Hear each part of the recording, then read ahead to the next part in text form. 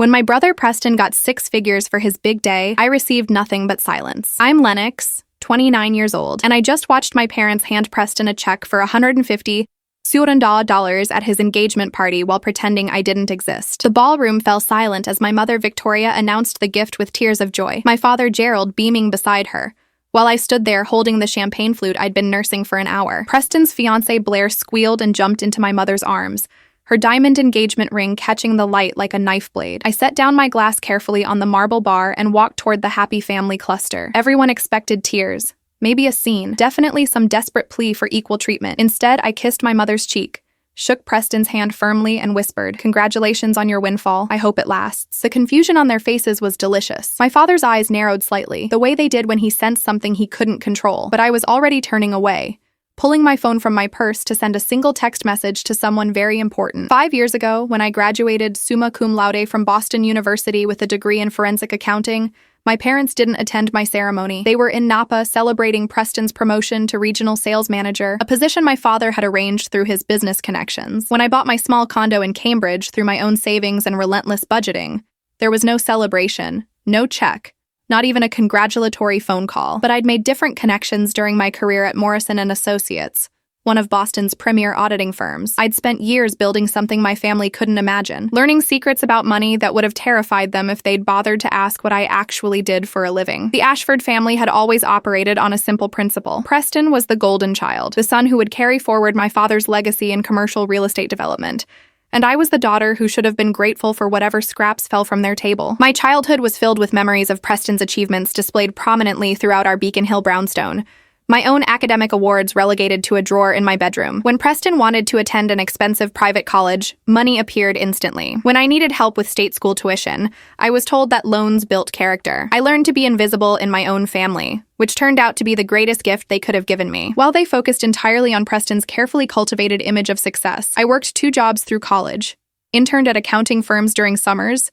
They thought I spent doing nothing productive, and built a network of professional relationships that would eventually prove invaluable. My supervising partner at Morrison, Catherine Rodriguez, became the mentor my parents never bothered to be. She taught me that numbers don't lie, that financial records tell stories more truthful than any family narrative. 3 years ago, I'd started noticing inconsistencies in my father's public tax filings versus the lifestyle my family maintained. Gerald Ashford presented himself as a moderately successful real estate developer, but the numbers didn't support the private schools, the summer home in Martha's Vineyard, the luxury cars, or now, the 6-figure wedding gift. My professional training made me curious. My family's dismissal of me made me quietly determined to understand where all that money actually came from. The engagement party continued around me as I moved through the crowd, accepting sympathetic looks from distant relatives who'd watched the favoritism play out over decades. My Aunt Margaret squeezed my hand and whispered, "This isn't fair, Lennox." But fairness had stopped being my concern years ago. I was interested in something far more concrete. Justice, served cold and calculated, with compound interest. I'd started my own investigation 6 months ago,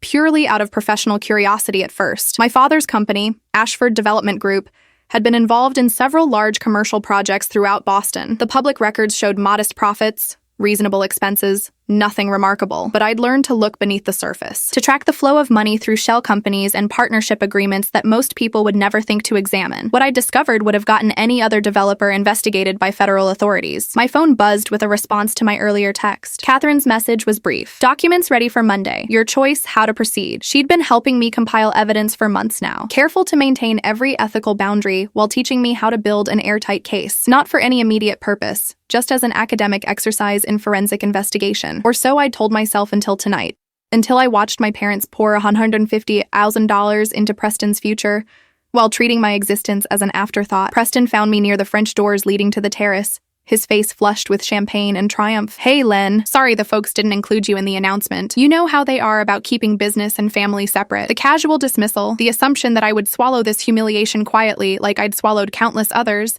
made something crystallize inside me. "It's fine," I said, smiling in a way that made him uncomfortable, though he couldn't identify why. "You've always been their priority. I'm used to it." I let him see something in my expression then, just a flicker of knowledge that made him step back slightly. "Besides, I've learned to take care of myself. You might want to enjoy their generosity while it lasts." He laughed nervously. "What's that supposed to mean?" But I was already walking away, leaving him with the first seed of doubt, the tiniest suggestion that his carefully constructed world might not be as secure as he believed. My mother intercepted me near the exit, her perfectly made-up face arranged in what she probably thought was maternal concern, but looked more like irritation at a social obligation. "Lennox, you're not leaving already?" Preston would be disappointed. The lie was so casual, so automatic, that I almost admired her commitment to the fiction that my brother cared about my presence at all. "We'd love for you to stay for the cake cutting. I have work tomorrow," I said, which was true. I also had an appointment with Catherine to review the final documentation of my father's financial improprieties, but my mother didn't need to know that detail. "Congratulations on becoming such generous parents. Preston is very lucky." Something in my tone made her eyes narrow. "Is something wrong, Lennox? You seem different tonight." She'd noticed. After 29 years of not seeing me clearly, she'd finally detected a change in my demeanor, but it was far too late for maternal intuition to save her now. "Everything's perfect, Mother. I'm just appreciating how clearly you've shown me where I stand in this family. It's actually quite liberating." I kissed her cheek, breathing in her expensive perfume one last time, committing this moment to memory. "Give my best to Preston and Blair. I'm sure their marriage will be everything they deserve." Walking out into the cool Boston evening, I felt lighter than I had in years. The valet brought my modest sedan around, a vehicle my father had once called embarrassing compared to Preston's Audi. I tipped the valet generously, opened my car door, and slid into the driver's seat with a sense of purpose that felt almost intoxicating. Tomorrow was Sunday. Monday, everything would change. I drove home through streets I'd navigated my entire life, past the brownstone where I'd grown up feeling invisible, past Preston's trendy South End apartment that my father had helped him buy, past the office buildings where Ashford Development Group maintained its facade of legitimacy. My apartment in Cambridge was small, but mine, paid for with money I'd earned, decorated with furniture I'd chosen, filled with books and records that reflected who I actually was, rather than who my family had decided I should be. The documentation Catherine and I had compiled sat in a secure digital folder on my laptop, backed up in 3 separate locations. 6 months of careful investigation, cross-referencing public records with private documents I'd obtained through perfectly legal discovery methods. Shell companies in Delaware that funneled money from questionable real estate deals, partnership agreements that violated zoning regulations, tax filings that didn't match actual revenue streams, building permits obtained through what appeared to be bribery of city officials, and most damning of all, a pattern of fraud that stretched back 15 years. Financing the lifestyle my family had always claimed was simply the reward for my father's business acumen. I made tea and sat at my small kitchen table, laptop open, reviewing everything one more time. Not because I needed to verify the facts, but because I wanted to be absolutely certain that when I acted, the consequences would be devastating and permanent. My father had built his empire on lies and corruption. My mother had enabled it, spending money she never questioned. Preston had benefited from it. His education, his apartment, his position, his wedding, all funded by illegal activities neither he nor my parents seemed capable of acknowledging. The message I'd sent Catherine earlier had been simple. It's time. For months, she'd been asking if I was ready to turn this information over to the appropriate authorities. I'd hesitated, some part of me still clinging to the fantasy that my family might suddenly recognize my worth, might spontaneously decide to treat me with basic equity. Tonight had killed that fantasy completely. They'd made their choice, and now I would make mine. Sleep came surprisingly easily that night. I'd expected anxiety or second thoughts, but instead felt the calm certainty of someone who had made a difficult decision and knew it was right. Monday morning, I would walk into Catherine's office and authorize her to deliver our documentation to the Massachusetts Attorney General's office, the IRS, the FBI's white-collar crime division, and the Boston Globe's investigative journalism team. The legal machinery would begin turning, slowly at first, then with devastating speed. Preston's $150,000 wedding gift would evaporate as assets were frozen. My parents' carefully maintained social standing would crumble as their fraud became public knowledge. The brownstone, the summer home, the luxury cars, all of it would be seized to pay restitution to the investors my father had defrauded and the city he'd corrupted. And I would stand aside, professionally distant, the forensic accountant who'd simply done her job identifying financial irregularities. Sunday morning, my phone buzzed with a group text from my mother, family brunch at the club to continue celebrating Preston's engagement. The message didn't include a question about my attendance, just assumed I would show up, play my role as the forgotten daughter, smile appropriately while they discussed wedding plans funded by criminal activity. I stared at the message for a long moment, then typed a response I'd been rehearsing in my mind for years. I won't be able to make it. I have important work to prepare for Monday, but I'm sure you'll have a wonderful time without me. You always do. Send. The response came quickly from my father, surprisingly. Suit yourself, Lennox. We're used to your absence. The casual cruelty of it. The implication that I was the one creating distance rather than responding to their systematic exclusion would have hurt once. Now it just confirmed that I was making the right decision. People who could dismiss me so casually didn't deserve my loyalty or my silence. Monday morning arrived with the kind of crisp autumn clarity that made Boston beautiful and unforgiving in equal measure. I dressed in my most professional suit, navy blue with sharp lines, the armor I wore when I needed to be taken seriously. Catherine's office was downtown, 20th floor with views of the harbor that reminded me daily how far I'd come from the invisible daughter who used to hide in her bedroom during Preston's celebration dinners. She was waiting with 3 manila folders spread across her conference table and a pot of coffee already brewing. "You're certain about this?" Catherine asked, not because she doubted my decision, but because she needed to hear me say it one final time. "Once we deliver these documents, there's no walking it back. Your family will know it came from you eventually." "I'm certain." I poured coffee into the mug she'd given me last Christmas, the one that said, "Numbers don't lie." "They made their choice Friday night. This is mine." We spent 2 hours reviewing every document, every transaction, every piece of evidence we'd compiled. Catherine had organized it brilliantly, creating a narrative that even someone without forensic accounting training could follow. Shell companies created specifically to hide income, bribes paid to city officials to expedite permits, tax evasion spanning 15 years, real estate deals structured to defraud investors. The paper trail was immaculate, and my father's signature appeared on documents that would destroy him. "The Attorney General's office will move first," Catherine explained, walking me through the timeline. "Probably a raid on Ashford Development within 48 hours. Then the IRS will freeze assets. The civil suits from defrauded investors will follow within weeks." She paused, studying my face. "Your parents will lose everything, Lennox. The house, the cars, the club membership, all of it. Preston's wedding fund will be among the first assets seized." Good. The word came out harder than I intended, but I didn't soften it. They've been living on stolen money for years.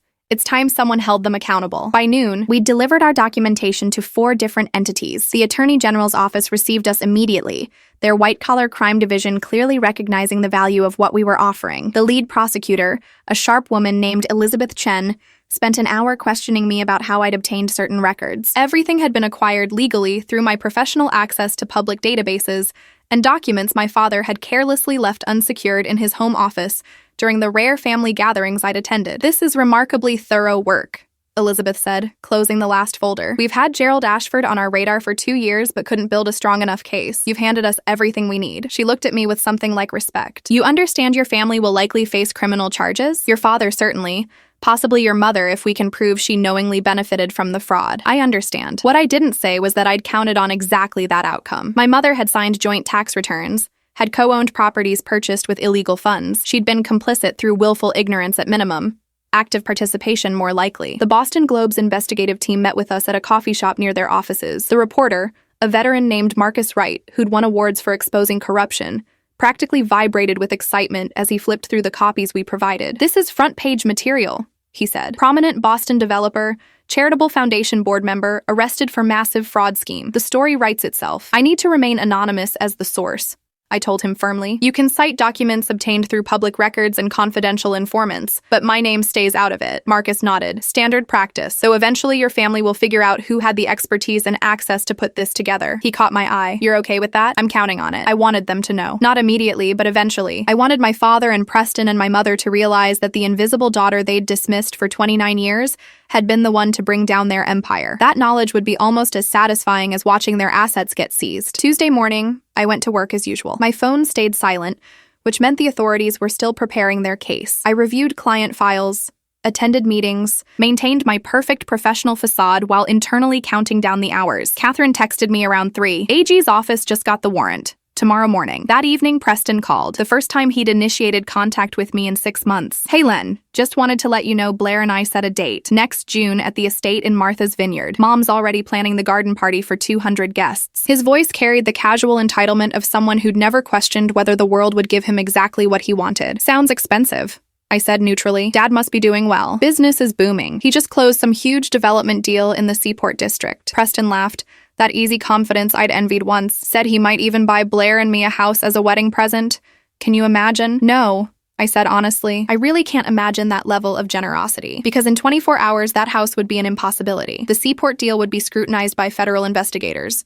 The wedding at Martha's Vineyard would be canceled when the estate was seized. Preston's entire future was about to collapse, and he had no idea. You should come to the venue walkthrough this weekend," he said, clearly trying to be inclusive in that performative way that made him feel generous. "Blair wants everyone involved in the planning. I'll see if I can make it." Lying felt effortless now.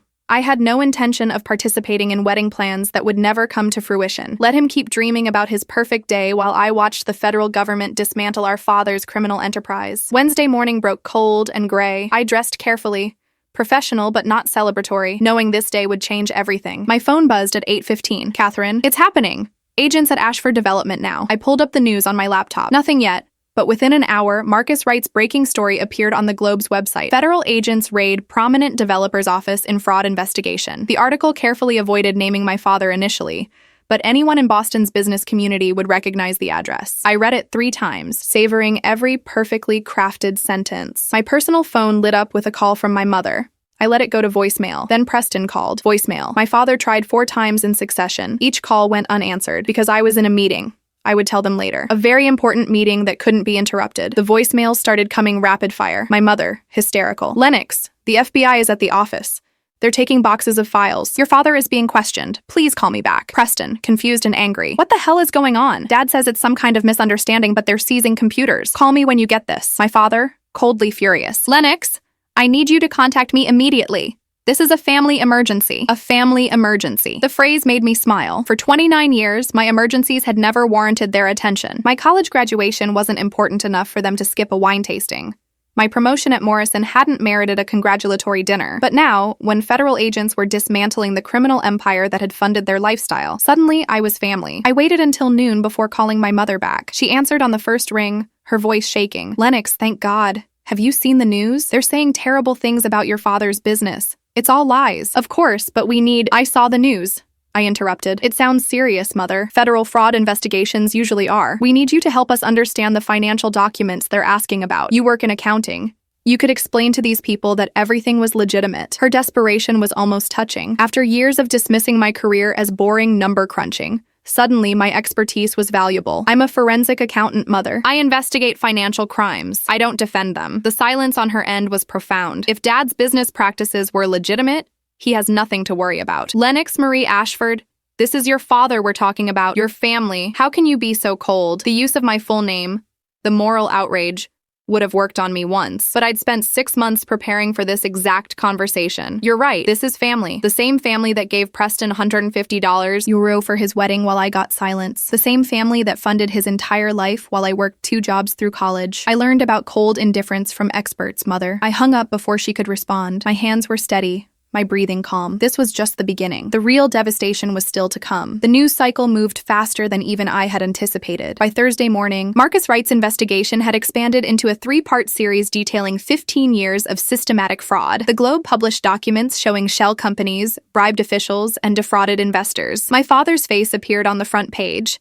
A photo from some charity gala where he'd accepted an award for community service. The irony was perfect. I went to work and functioned normally, reviewing audit reports and meeting with clients while my phone continued its relentless buzzing. Aunt Margaret texted, I always knew Gerald was too slick. Your mother is in denial. She called me crying about how you won't help them. What's really going on? I responded carefully. The truth is going on. Finally, Catherine pulled me into her office midday. The AG's office wants to interview you formally. They know you were the source of the documents, and they need your testimony about how you discovered the irregularities. She studied my face. This is the point where it becomes public that you turned in your own father. I'm ready. And I was. Let them know. Let my entire family and their social circle understand that Lennox Ashford, the forgotten daughter, had been the one to expose their fraud. Let Preston explain to his fiancé that his trust fund came from criminal activity. Let my mother face her country club friends knowing her designer wardrobe was purchased with stolen money. The formal interview took place Friday afternoon in a downtown office building. Elizabeth Chen led the questioning, her assistant taking meticulous notes. For 3 hours, I walked them through every document,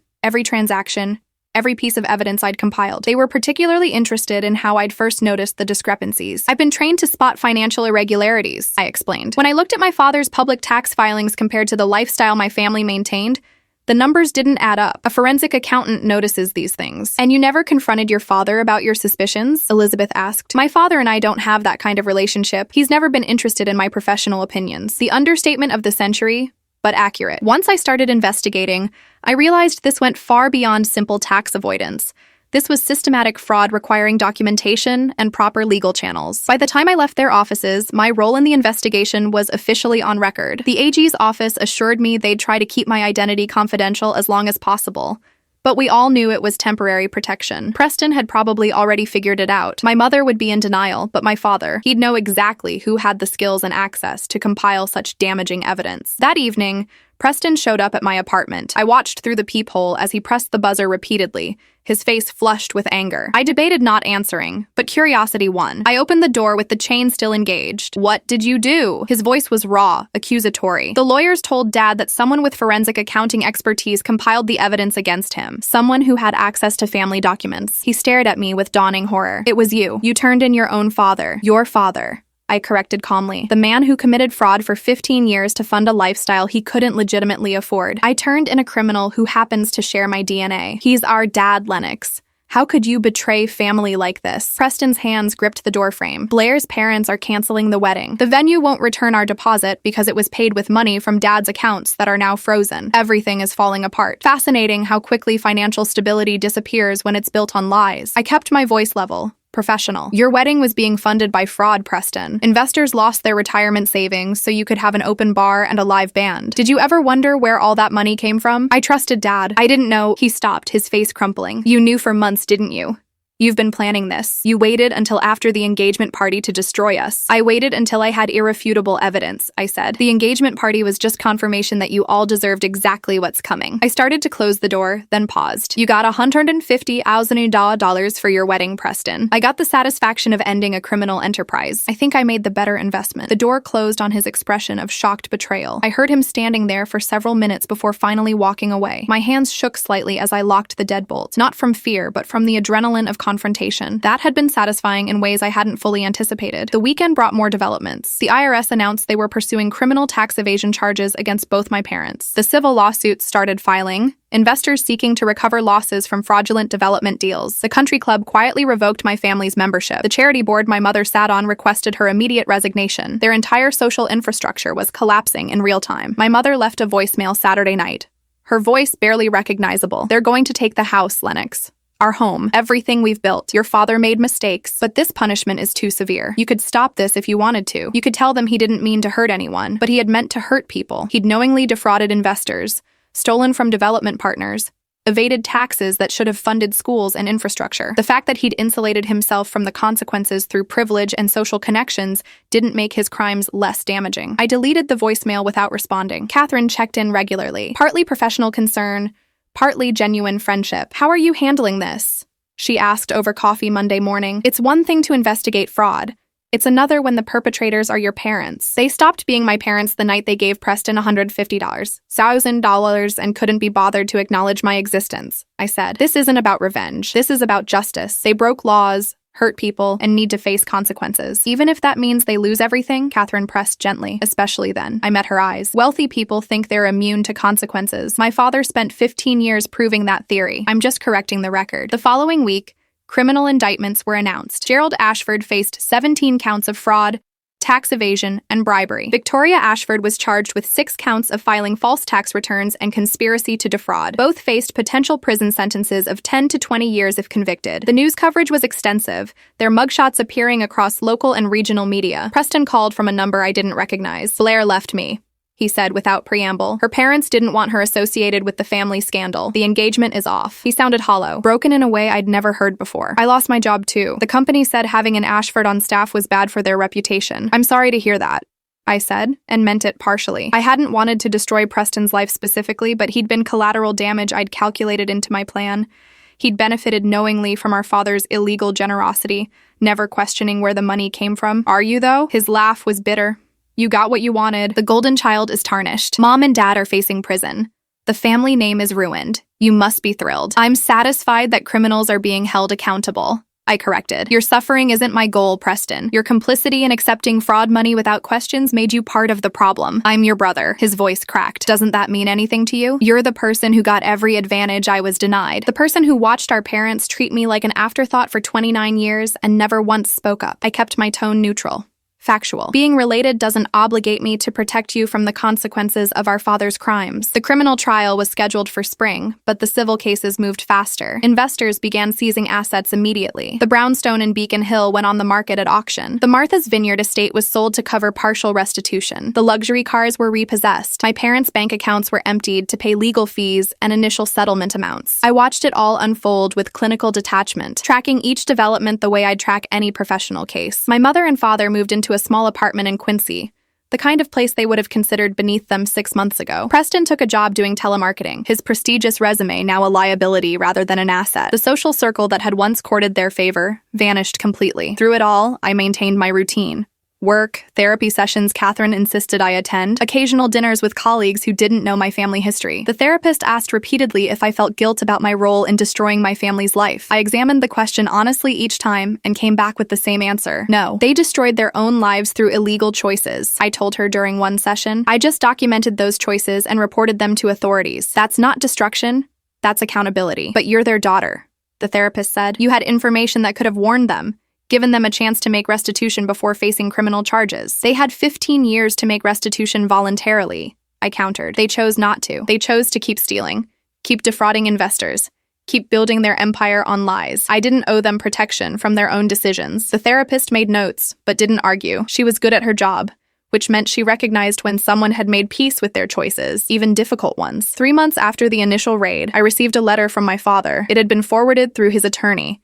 Since I'd blocked all direct contact, I debated opening it, ultimately deciding that reading his attempt at justification might be interesting from a psychological perspective. Lennox, it began. No dear, no affection, just my name. I hope you understand what you've done to this family. Your mother is on medication for anxiety. Preston has lost everything he worked for. Our reputation is destroyed. All because you couldn't forgive us for not giving you the same financial support we gave your brother. I laughed aloud at that paragraph. He genuinely believed this was about money, about sibling rivalry over unequal gifts. He couldn't conceive that someone might report his crimes simply because they were crimes, regardless of family connection. The letter continued. I made some accounting mistakes, perhaps pushed some legal boundaries, but my intent was always to provide for my family. You've turned mistakes into a witch hunt that will destroy us all. I hope you can live with that knowledge. Whatever happens in the trial, remember that you chose to do this. You chose to destroy your own father. I filed the letter carefully in a folder with other documentation from the case. Someday, when people asked how I'd felt about turning in my parents,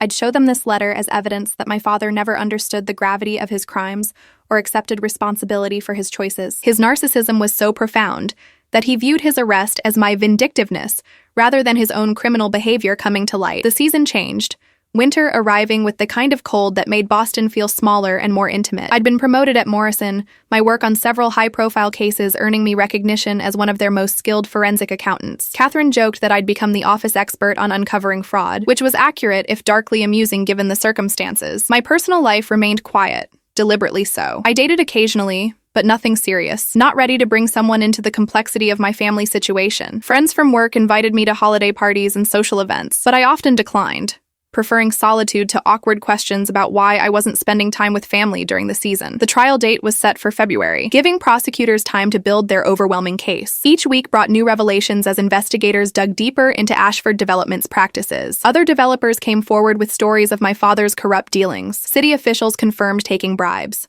Former employees testified about fraudulent documentation they'd been ordered to create. Preston stopped trying to contact me entirely. My mother sent one final letter, delivered through her attorney, begging me to refuse to testify. If you ever loved us, if family means anything to you, please don't take the stand against your father. But I'd already committed to testifying. The prosecutors needed my expertise to walk the jury through the financial evidence to translate complex fraud schemes into language ordinary people could understand. February arrived with snow and ice that made Boston treacherous and beautiful. The trial began on a Monday morning. The courthouse steps packed with media and curious onlookers drawn by the scandal. I arrived early with Catherine, both of us dressed in conservative suits designed to project professional credibility. Elizabeth Chen met us in a private conference room. Your father's attorney is going to attack your credibility, she warned. He'll paint you as a vindictive daughter seeking revenge for perceived slights. Be prepared for questions about the engagement party, the wedding gift, your relationship with your family. I'm ready, I assured her, and I was. I'd spent months preparing for this moment, rehearsing answers to every question they might ask, ensuring my testimony would be unshakable. The courtroom was packed when I entered. My mother sat in the front row behind the defense table, her face gaunt and aged beyond her years. She wouldn't meet my eyes. My father sat ramrod straight in an expensive suit that was probably one of the last remnants of his former life, his expression cold and hateful as he watched me take the stand. Preston was notably absent, unable to face watching his sister testify against their parents. The oath felt heavier than I'd anticipated. "Do you swear to tell the truth? The whole truth and nothing but the truth?" The bailiff's voice was formal, ceremonial. "I do, and I meant it completely." Elizabeth Chen's direct examination was methodical and devastating. She walked me through my credentials, my expertise in forensic accounting, my professional reputation at Morrison. Then she moved to the evidence, having me explain each document, each transaction, each illegal transfer of funds in language the jury could understand. "Can you explain what Exhibit 47 represents?" Elizabeth asked, displaying a complex financial document on the courtroom screens. "This is a transfer agreement showing my father moving $3 million from Ashford Development into a shell company called Harbor Ventures LLC," I explained, keeping my voice steady and professional. Harbor Ventures existed solely to hide this income from the IRS and defraud investors who believed those funds were being used for the seaport project they'd invested in. "And how did you discover this transfer?" Elizabeth prompted. "I cross-referenced tax filings, bank records, and partnership agreements. The money disappeared from legitimate accounts and reappeared in hidden ones controlled by my father." I looked directly at the jury. This wasn't an accounting error. This was deliberate fraud designed to steal from investors and evade taxes. For 3 hours, I dismantled my father's financial empire piece by piece, exposing every lie, every fraudulent transaction, every bribed official. The jury took notes furiously, their expressions shifting from confusion to understanding to disgust, as the pattern of criminality became undeniable. Then came the cross-examination. My father's attorney, a silver-haired man named Richard Morrison, who'd built a career defending wealthy criminals, approached with practiced sympathy. "Miss Ashford, this must be very difficult for you, testifying against your own parents." "I'm testifying about financial crimes I discovered in the course of my professional work," I corrected. "The relationship is irrelevant to the facts." "Is it though?" Richard smiled gently. "Isn't it true that you've had a troubled relationship with your parents for years? That you resented the financial support they provided your brother?" "I resented the inequality, yes," I acknowledged. "But that didn't motivate my investigation. The evidence motivated my investigation." "You compiled this evidence over 6 months, is that correct?" Richard consulted his notes. 6 months during which you never once approached your father to give him an opportunity to explain these transactions. "I'm a forensic accountant, not a family mediator," I said. "When I discover evidence of criminal activity, my professional obligation is to report it to authorities, not to the criminal." "Even when the criminal is your father?" Richard's tone suggested this was somehow shocking, especially then. I met his eyes steadily. "My relationship with Gerald Ashford doesn't exempt him from accountability for fraud." Richard tried several more angles, attempting to paint me as bitter and vindictive. But each question I answered calmly and professionally, refusing to be baited into emotional responses. Finally, frustrated, he asked the question I'd been waiting for. "Isn't it true, Miss Ashford, that just weeks before you turned this evidence over to prosecutors, your parents gave your brother $150, €0 for his wedding while giving you nothing?" "That's accurate," I confirmed. "And doesn't that suggest your motivation was personal revenge rather than professional duty?" "It suggests my parents valued my brother's happiness over mine," I replied, "but I'd been investigating their financial crimes for months before that party." The gift simply confirmed what I already knew, that their priorities had always been clear, and that I owed them nothing, including silence about their illegal activities. The courtroom was silent. Richard Morrison had no follow-up, having inadvertently allowed me to explain my motivation in my own words. He dismissed me from the stand with barely concealed frustration. As I stepped down, I looked at my father one final time. His face was a mask of pure hatred.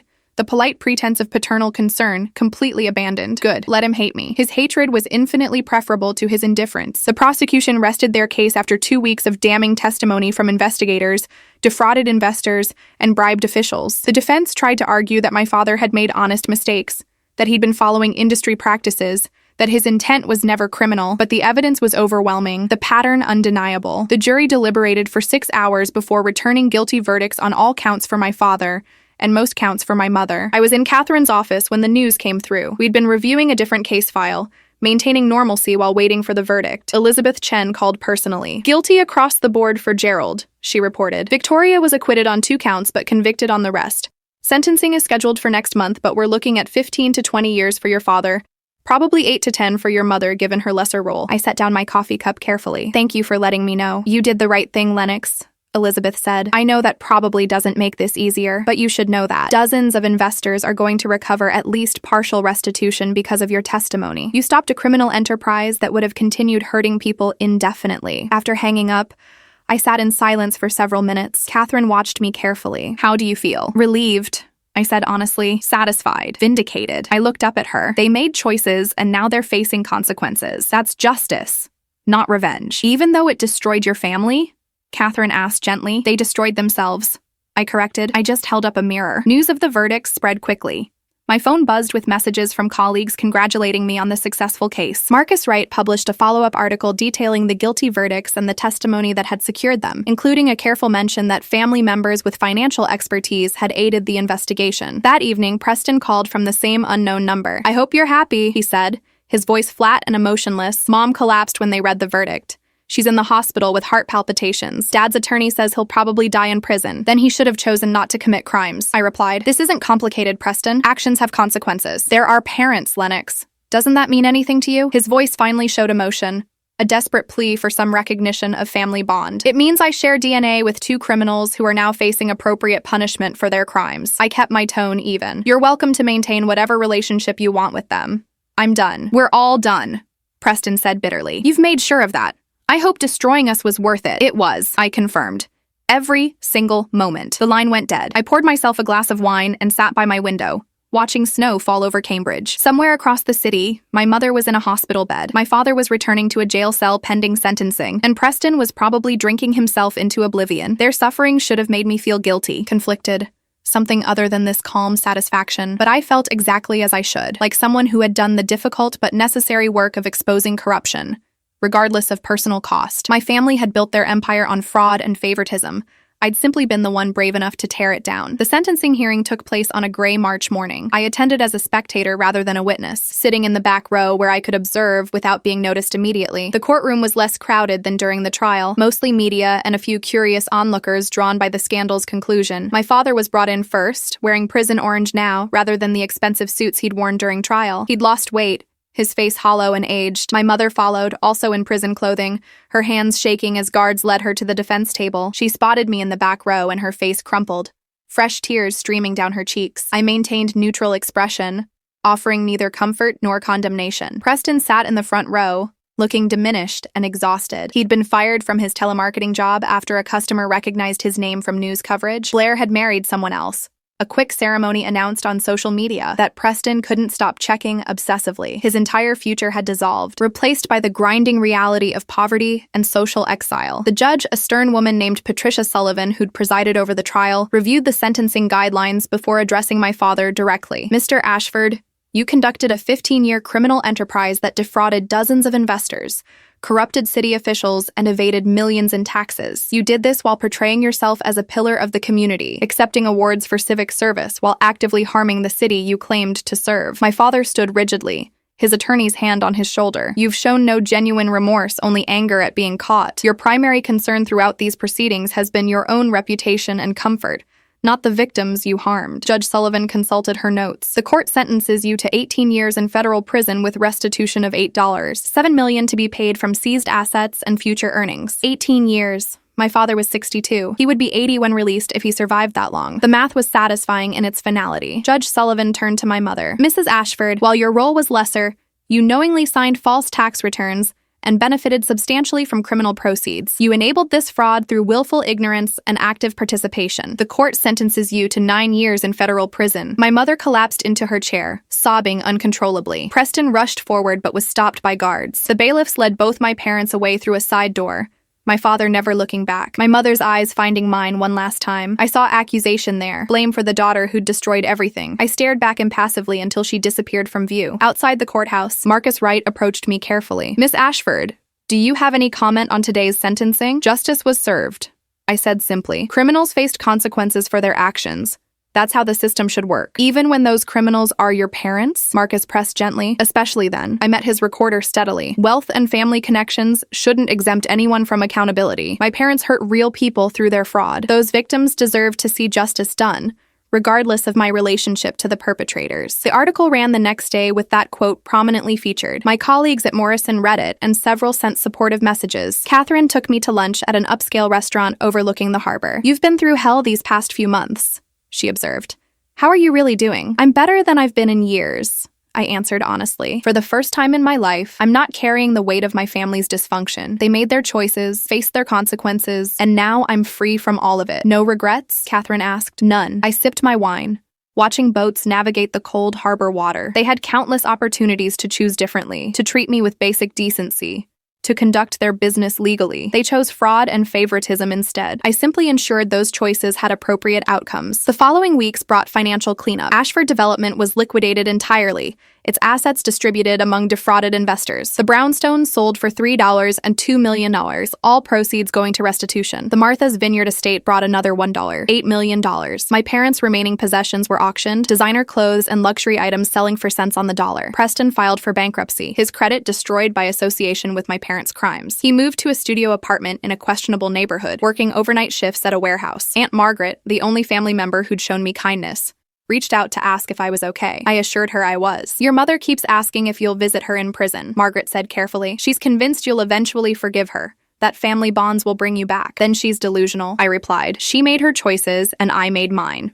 We're done." 3 months after sentencing, I received an unexpected promotion. Morrison named me senior forensic accountant, the youngest person to hold that position in the firm's history. The promotion came with substantial salary increase and my own team of junior accountants. Catherine beamed with pride during the announcement, having advocated strongly for my advancement. "You've earned this," she told me privately. "Your work on the Ashford case demonstrated exactly the kind of thoroughness and integrity we value." The irony wasn't lost on me that my career had flourished precisely because I'd been willing to investigate my own family. Other firms had noticed my work, headhunters calling regularly with offers. But I stayed at Morrison, loyal to Catherine, who'd believed in me when my own family couldn't be bothered. Preston made one final attempt at contact 6 months after sentencing. He showed up at Morrison's lobby, asking to see me. Security called my office for authorization. I considered refusing, but curiosity won. I met him in a conference room, my assistant stationed outside in case I needed her. He looked terrible, thin, exhausted, wearing clothes that had seen better days. "I needed to see you in person," he said, sitting across from me at the polished conference table, "to understand why you hate us so much." "I don't hate you," I said truthfully. "Hate requires emotional investment I no longer have for any of you.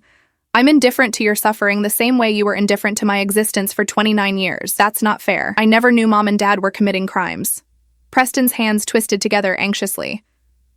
"I thought the money was legitimate. I thought they were just successful. You never asked questions because asking might have interfered with your lifestyle," I corrected. "You accepted $150, zero for a wedding without wondering how 2 people with Dad's reported income could afford that gift. You lived in that apartment Dad bought you without questioning whether his business really generated that kind of profit. So this was revenge for the engagement party, for treating you like second place?" Preston's voice carried genuine confusion, as if he still couldn't comprehend my motivation. "This was justice for fraud that hurt dozens of people. The engagement party just clarified that I owed you nothing, including silence about crimes you all benefited from." I stood, signaling the conversation was over. "You're not a victim here, Preston. You're collateral damage from choices you participated in willingly." "We're family," he said desperately. "That has to count for something." "It counts for you sharing genetics with the person who destroyed Dad's criminal empire," I replied. "Beyond that, nothing. Goodbye, Preston." Security escorted him out. I returned to my office and reviewed quarterly reports, the interruption already forgotten. My life had moved forward while my family's had collapsed. That asymmetry felt exactly right. A year after the trial, I received a letter from my mother. Prison correspondence was heavily monitored, so her words were careful, stripped of the emotional manipulation she might have attempted in person. "Lennox, I understand now that we failed you as parents. Your father and I were so focused on Preston's future that we neglected yours. I'm sorry for that. I'm sorry we made you feel invisible. I'm sorry we chose money over ethics. I hope someday you can forgive us." I read the letter twice, analyzing it the way I'd analyze a financial document. The apology was real, or as real as my mother was capable of making. Prison had stripped away her pretenses, forcing her to confront what she'd lost. But apologies didn't erase actions, didn't undo 15 years of fraud and 29 years of neglect. I filed the letter without responding. Forgiveness wasn't something I felt obligated to offer, not when her crimes had been so extensive, her favoritism so pronounced. She could find whatever peace prison allowed, but it wouldn't include reconciliation with me. The case became somewhat famous in forensic accounting circles. I was invited to speak at professional conferences about the investigation, the methodology I'd used, The ethical considerations of investigating family members. Each presentation I framed carefully. This wasn't about personal revenge, but professional responsibility. Fraud needed to be exposed regardless of who committed it. Young accountants approached me afterward, asking how I'd had the courage to turn in my parents. It wasn't courage, I'd tell them. It was recognizing that my loyalty to justice outweighed my loyalty to people who'd never shown me loyalty in return. My personal life remained deliberately quiet. I dated occasionally, but nothing serious. Men tended to react poorly when they learned about my family situation, either romanticizing my actions as brave rebellion or viewing me with suspicion for having betrayed blood relatives. I preferred solitude to explaining myself repeatedly. Catherine became the closest thing I had to family, our professional relationship deepening into genuine friendship. She'd been through her own difficult family experiences, understood the complex emotions around choosing principle over connection. We spent holidays together when neither of us wanted to face relatives, creating our own small traditions around Chinese food and classic movies. 2 years after the verdicts, my father had a heart attack in prison. Preston called to tell me, his voice hollow. He's in critical condition. The prison hospital isn't well equipped. If you wanted to see him, this might be your last chance. I don't want to see him, I said. If he recovers, fine. If not, that's the consequence of choosing a lifestyle that resulted in incarceration. How can you be so cold? Preston's voice broke. He's dying, Lennox. Our father is dying. He stopped being my father the moment I realized he'd spent 15 years stealing from people to fund a lifestyle he couldn't legitimately afford, I replied. His health is no longer my concern. My father survived the heart attack but remained in fragile condition. My mother, informed of his crisis, apparently had another breakdown requiring psychiatric intervention. Preston sent updates I didn't request, as if chronicling their suffering might eventually provoke guilt or regret. It didn't. The second anniversary of the trial passed quietly. I marked it privately, noting how completely my life had transformed. 2 years ago, I'd been the invisible daughter, dismissed and overlooked. Now I was a respected professional, financially secure, answerable only to myself. My family's wealth and status had evaporated while my career flourished. The symmetry was poetic. Occasionally, I'd drive past the brownstone that had been my childhood home. New owners had painted it a different color, installed modern fixtures, erased every trace of Ashford residence. Good. Let that history be buried completely. That house had been built on lies and maintained through fraud. It deserved to shelter people who'd earned their place honestly. My mother would be released when I was 43, my father when I was 51, assuming he survived that long. Preston would be middle-aged by then, his best years consumed by poverty and social isolation, resulting from his association with their crimes. They'd lost everything. Every advantage, every connection, every dollar they'd stolen, and I'd lost nothing except the burden of pretending we were a normal family. In truth, I'd gained everything that mattered: self-respect, professional success, and the satisfaction of knowing that justice had been served regardless of personal cost. 3 years after the verdicts, I stood in my new office, corner location with windows overlooking Boston Common. Morrison had promoted me to partner, the youngest in firm history. My name appeared on the letterhead now: Morrison, Chen, and Ashford. The irony of succeeding my family's name in a legitimate business wasn't lost on me. Catherine knocked and entered with coffee, settling into the chair across from my desk. I just got word from Elizabeth Chen at the AG's office. Your father's appeal was denied. Again, that's the third denial, I noted, adding cream to my coffee. You'd think he'd accept reality eventually. Narcissists rarely do, Catherine observed. How's the Henderson investigation coming? We transitioned into discussing current casework, another corporate fraud scheme I was unraveling. My reputation had grown substantially over the past 3 years. Clients specifically requested me for complex financial investigations. My testimony had helped secure convictions in 12 major fraud cases since my parents' trial. That evening, I attended a fundraising gala for a financial literacy nonprofit I'd joined as a board member. The organization taught young people from underprivileged backgrounds about legitimate wealth building, ethical business practices, everything my father's crimes had violated. My involvement was deliberate, helping others avoid becoming either perpetrators or victims of financial fraud. At the gala, I ran into Marcus Wright, still covering business crime for the Globe. Lennox, good to see you. Still okay with how everything played out? Better than okay, I confirmed. The system worked exactly as it should. Criminals were caught, prosecuted, convicted, and sentenced appropriately. No second thoughts about your family? Marcus asked. My family consists of Catherine and a few close colleagues, I replied. The people who raised me are serving appropriate sentences for their crimes.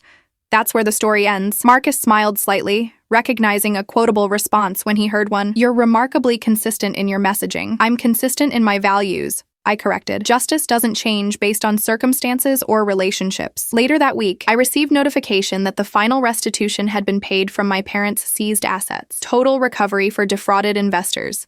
$7. $3 million of the original $8. $7 million owed. Not complete justice, but substantial accountability. Several investors had written to the prosecutors thanking them for pursuing the case. One letter mentioned me specifically. Please thank the family member who had the courage to expose these crimes. My retirement fund was partially recovered because of their integrity. I kept that letter in my desk drawer, reading it occasionally when I questioned whether I'd made the right choice. The investor who wrote it didn't know my name, didn't understand the full context of my decision, but they recognized what mattered. Someone had prioritized truth over loyalty, justice over family comfort. Preston surfaced briefly on social media, posting from what appeared to be a new apartment in Worcester. He'd found work as a night manager at a grocery store, rebuilding his life slowly from complete financial collapse. We weren't connected on any platforms, but mutual acquaintances occasionally mentioned his updates.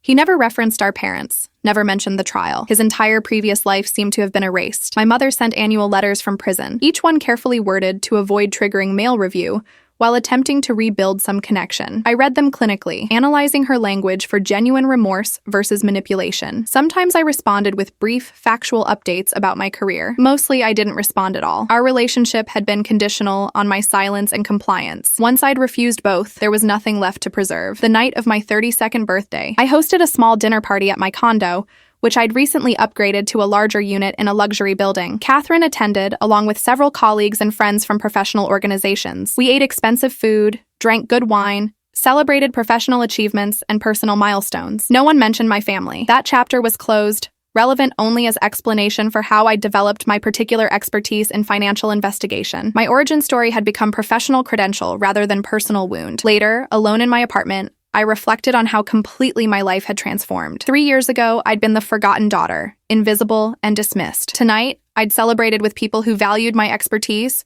respected my judgment, and never questioned my worth. My bank account was healthy from legitimate earnings. My career trajectory pointed steadily upward. My reputation was impeccable. And somewhere in separate federal prisons, my parents wore orange jumpsuits and followed institutional schedules, their empire reduced to small cells and controlled movements. Preston struggled in working-class anonymity, his previous privilege completely erased. They'd lost everything while I'd gained the life I'd built entirely through my own merit. The asymmetry remained perfectly satisfying. I poured a final glass of wine and stood at my window, looking out over the city where I'd been born, overlooked, and ultimately freed through my own decisive action. Boston looked different from this height, this position of success and security. The brownstone where I'd grown up was invisible from here, appropriately erased from my view. My phone buzzed with a message from Catherine. "Happy birthday again.